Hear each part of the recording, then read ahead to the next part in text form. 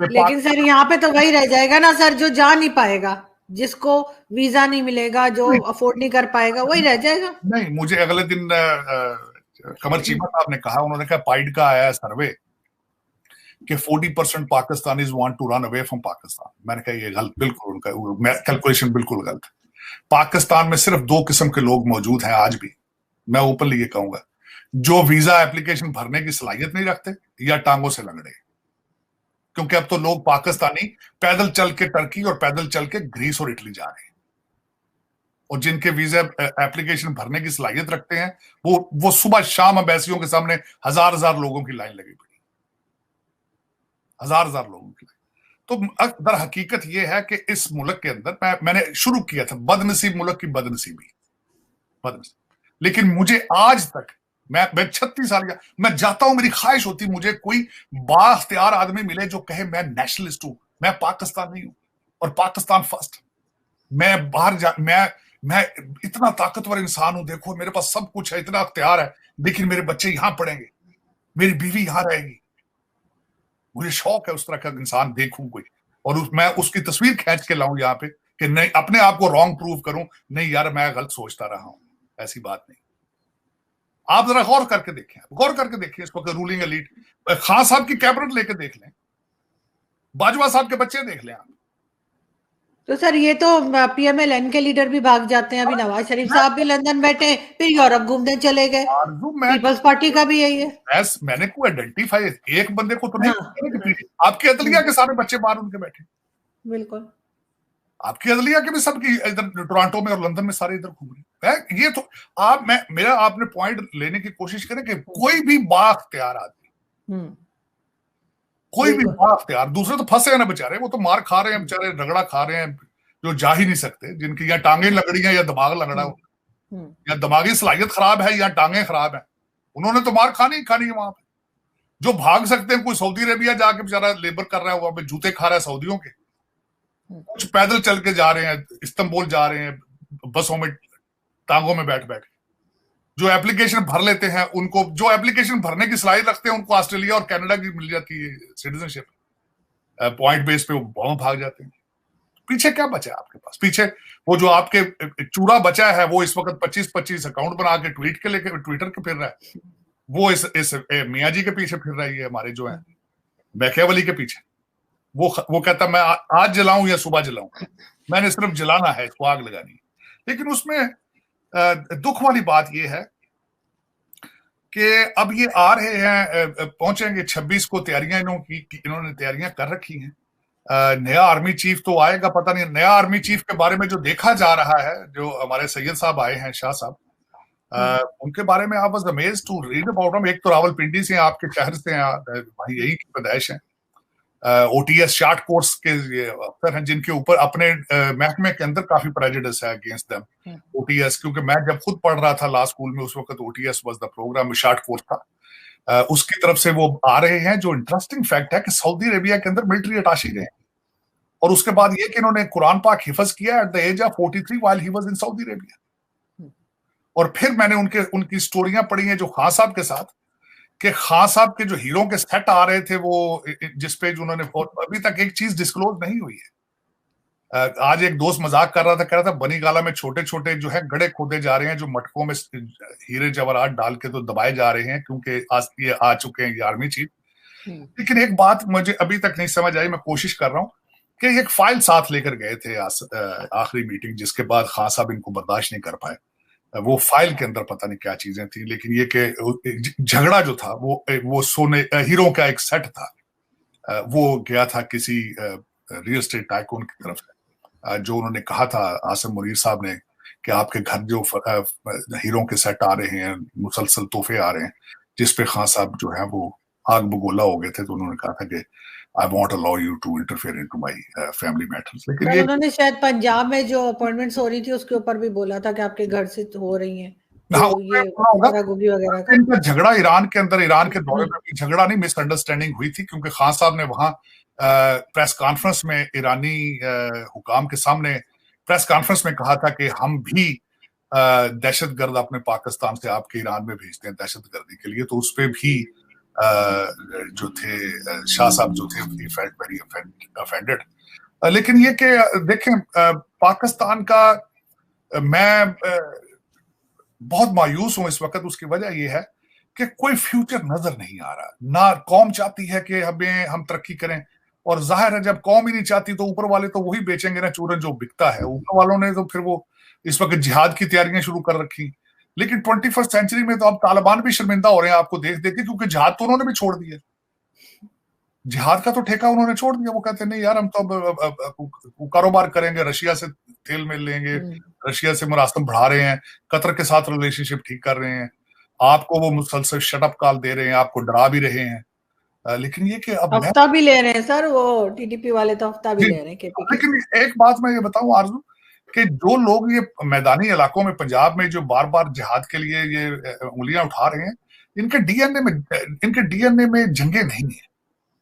इनके डीएनए में जंगे, मैं खुद वहां से हूं, लेकिन ये कि इनके डीएनए में देखा जाए माजी में तो ये जंगों में, if they are not fighters, ये इस तरह फाइट नहीं करते। ये मैं कंप्रोमाइज करते हैं, फाइटर नहीं है। फाइटिंग करने के लिए वो सूबा सरहद के लोग थे, अफगानिस्तान के लोग हैं, वो जज्बाती हैं चीजें। हमारे तो कंप्रोमाइज के लिए मशहूर है पूरी दुनिया में। तो वो एक फेक सा एक क्रिएट किया गया है खान साहब की तरफ से सिलसिला। मुझे अब ये एक और डर है कि जो हमारे शाह साहब आए हैं, मैंने सुना है कि जिन बिन निकालने के भी बड़े एक्सपर्ट हैं। तो खान साहब तो बनी गाला के अंदर सारा टूना वूना टूट करते थे, जो कि इस्लाम में मना है। मैं जाती तौर पर बताऊं आरजू, ये रियासत मदीना के जो ठेकेदार हैं और उनके फॉलोअर जो है, अगर उनको बताया जाए कि ये इसको मना किया गया है इन चीजों से, और ये प्रेडिक्शन करना, क्योंकि खान साहब हर चीज सितारों के इल्म के साथ चलते हैं, सूरज ग्रहण चांद ग्रहण के साथ चलते हैं, इनसे देखते हैं, ऐन के साथ सारा कुछ लेना है। आजाद कश्मीर का जो है इस वक्त, उसको भी ऐन से लिया, उस्मान भी ऐन से लिया, ये हिंसों से चला जाता है सारा। ये इस्लाम में इसकी प्रेडिक्शन इस तरह मना है, इसको कहा गया। तो सर ये आर्मी चीफ भी जिन में निकालते हैं?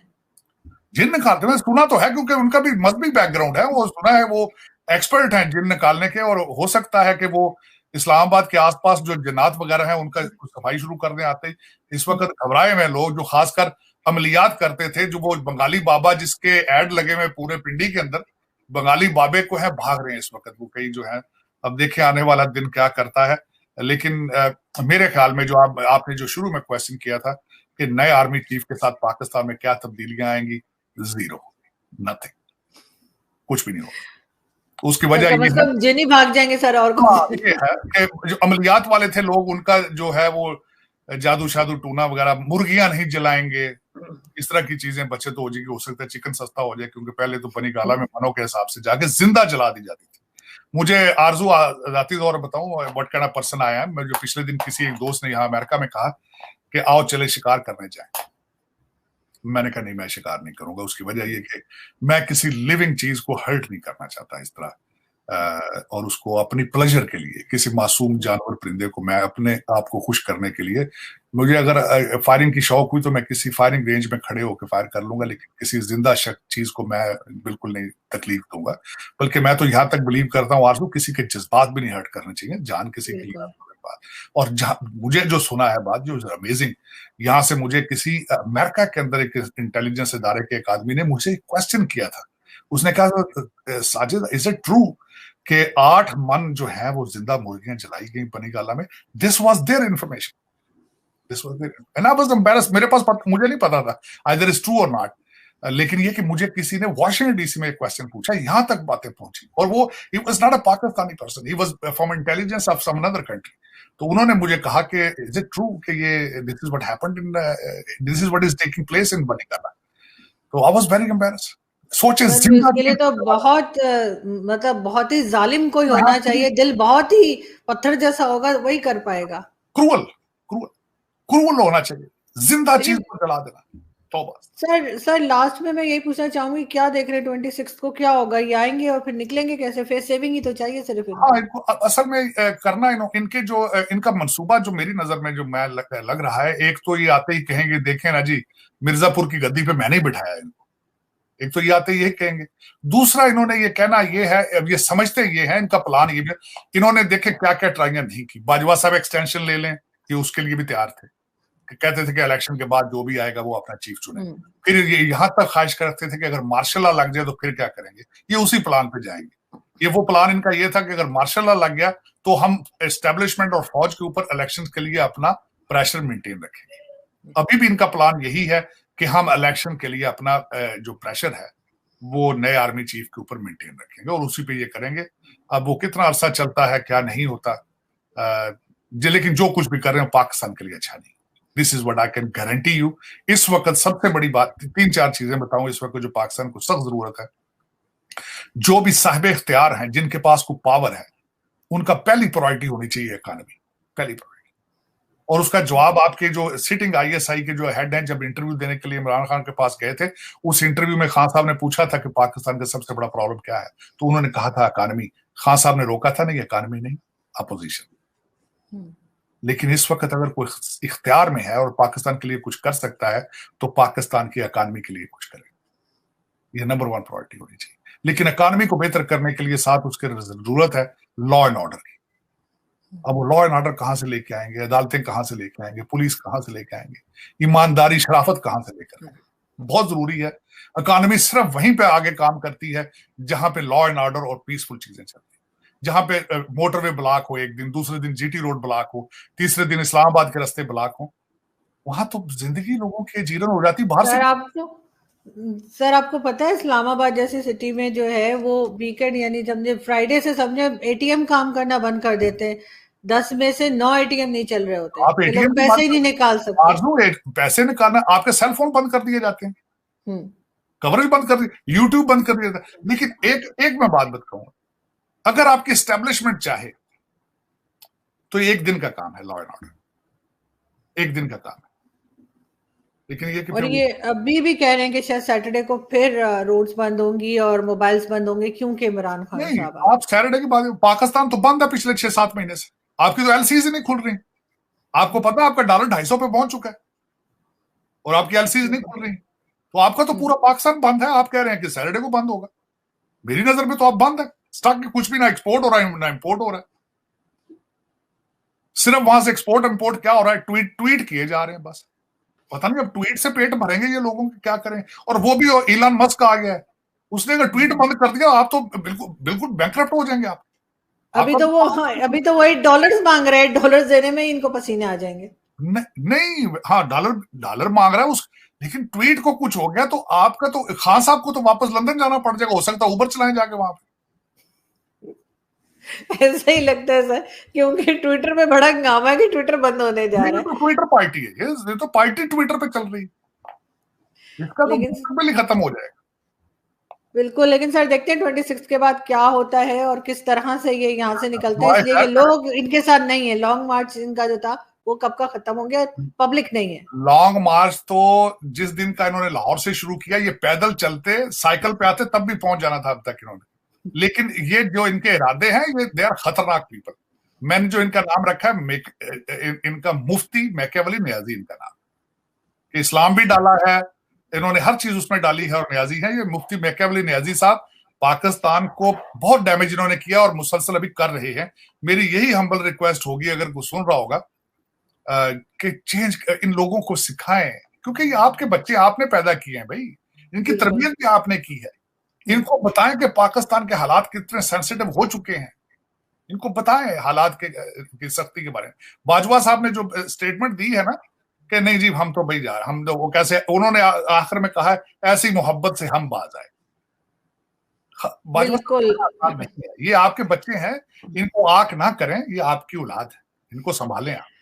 बिल्कुल, और बाजवा साहब जाते जाते अपना भी कोई सोर्स ऑफ इनकम बता जाए ताकि हम लोग भी जो है वो 9 दिन में जो है इतने बिलियन बना सकें, हर पाकिस्तानी को वो गुर आ जाए तो हम लोग भी उस मुसीबत से निकल जाएंगे। बहुत शुक्रिया sir, thank you so much कि आपने आज ज्वाइन किया।